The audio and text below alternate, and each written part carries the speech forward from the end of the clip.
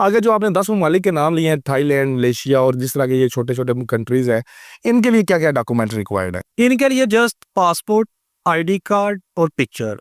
लेकिन थाईलैंड के लिए स्टेटमेंट एक्स्ट्रा चाहिए। ये 4 डॉक्यूमेंट चाहिए इन कंट्रीज़ के लिए। मोस्टली के लिए सिर्फ पासपोर्ट, आईडी कार्ड और पिक्चर चाहिए। तो यहाँ पे आगे जो एयरपोर्ट है वहाँ पे से आप ऑफलोड भी हो सकते हैं? जी, अगर देखें बंदा ब्लैक लिस्ट है, ईसीएल में नाम है या किसी स्टॉप लिस्ट में नाम है, तो इमिग्रेशन रोक सकती है उसे। उसमें हमारा मलदखल नहीं है, हमने जस्ट वीज़ा लगवा के देना है, टिकट करके देनी है, होटल बुकिंग करके देनी है।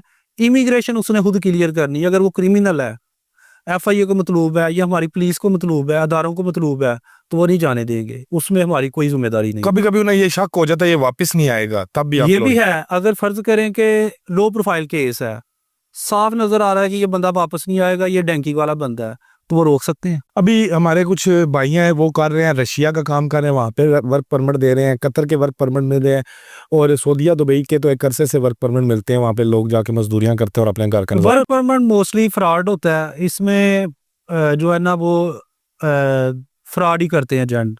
हम जस्ट विजिट वीज़ा प्रोवाइड कर रहे हैं या फैमिली वीज़ा नहीं, कर मैं रहे ये आपसे पूछना ये चाह रहा हूँ कि वर्क परमिट पे लोग जा रहे हैं, आप उनको क्या मशवरा देते हैं कि जिसने 26 लाख रुपया लगा के रशिया जाना है, क्या उसको 2.5 लाख रुपया लगा के अमेरिका जाना चाहिए? जी जी, मस्त जाना चाहिए। रशिया की इकानमी जो है वो क्लोज इकानमी है, उधर आप फ्रीली बिजनेस नहीं कर सकते। यूएसए की इकानमी जो है ओपन इकानमी है, उधर आप अपना बिजनेस कर सकते हैं हर किस्म का, आपको आज़ादी है।